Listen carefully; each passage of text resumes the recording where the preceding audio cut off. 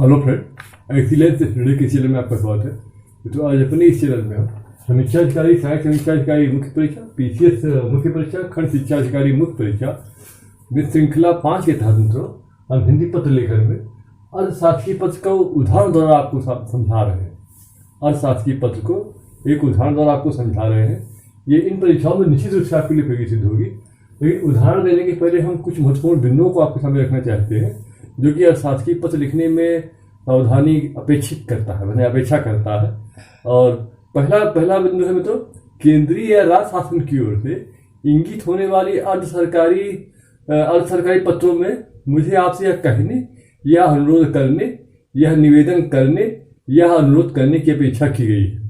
जैसे ये हमने लिखा हुआ है, मुझे यह कहने की अपेक्षा की गई है।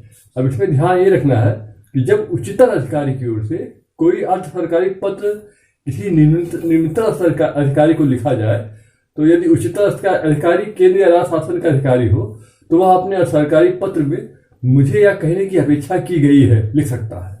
परंतु इसके विपरीत कोई निम्न स्तरीय अधिकारी अपने किसी उच्च स्तरीय अधिकारी को जो है अर्ध सरकारी पत्र लिख रहा हो तो ये वाक्यांश मुझे यह निवेदन करना है ही लिखना ही उपयुक्त होगा। और दूसरा सावधानी क्या बरतनी मित्रों कि पत्र के प्रथम प्रस्तर के उपरांत द्वितीय प्रस्तर के पूर्व पार्श्व रेखा से लगाकर प्रस्तर संख्या अर्थात संख्या 2, 3, 4 ये जितनी संख्या है वो लिखा जाना है। पहला नंबर हमको नहीं लिखना है, ये ध्यान रखना है। तीसरी सावधानी क्या बरतना है, पत्र की भाषा व्यक्तिगत तथा प्रथम पुरुष एवं एकांकी रूप से होनी चाहिए। और चौथी सावधानी क्या है मित्रों कि पत्र समाप्ति पर यदि प्राप्तकर्ता अधिकारी उच्च स्तर का है तो आदर सूचक शब्द सादर, ससम्मान सहित, सद्भावनाओं सहित लिखा जाना चाहिए। जैसे हमने ये लिखा हुआ है, सद्भावनाओं सहित लिखा जाना चाहिए। यदि अर्थशास्त्रीय पत्र किसी उच्च स्तर के अधिकारी द्वारा अपने निम्न स्तरीय अधिकारी को लिखा जा रहा हो तो इस प्रकार के आदर सूचक शब्दों का प्रयोग न किया जाए। और हम आखिरी जो है पांचवा और आखिरी जो है बिंदु क्या ध्यान रखने वाला है, अर्ध सरकारी पत्र में अंत में भौदी लिखते हुए हमें केवल प्रेषक अधिकारी का नाम ही लिखा जाना चाहिए, उसका संक्षिप्त या विस्तृत पदनाम न लिखा जाए। जैसे ये हमने लिखा है।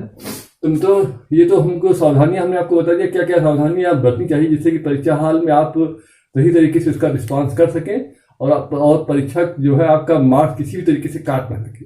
हम एक उदाहरण द्वारा इसको प्रस्तुत कर रहे हैं।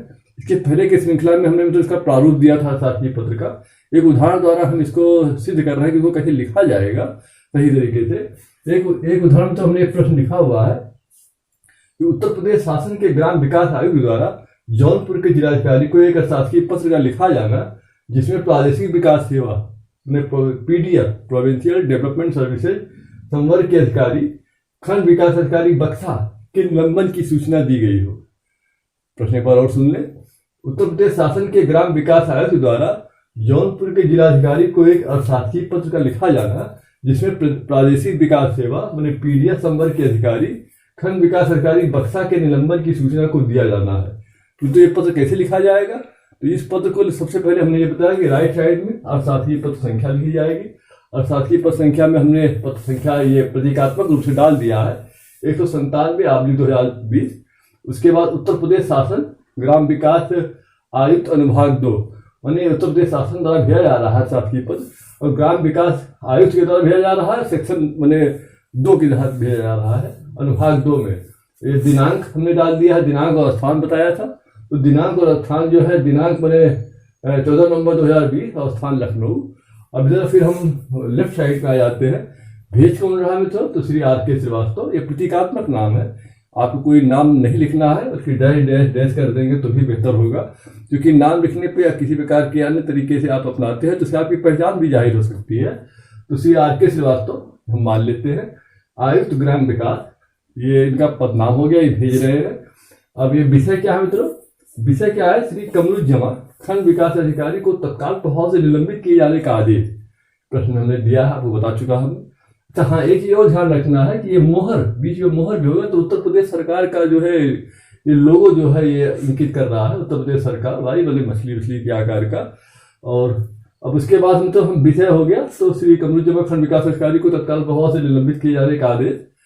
अब प्रिय महोदय, अब मुझे यह कहने की अपेक्षा की गई है कि श्री कमरुज्जमा खंड विकास अधिकारी बक्सर जौनपुर को उनके विरुद्ध श्री राम प्रसाद सोनकर सांसद द्वारा प्राप्त विशिष्ट शिकायतों पर जांच की प्रत्याशा में तात्कालिक प्रभाव से punishment and appeal rule for subordinate services के नियम 1 के अधीन निलंबित किए जाने का निर्णय शासन द्वारा लिया गया है।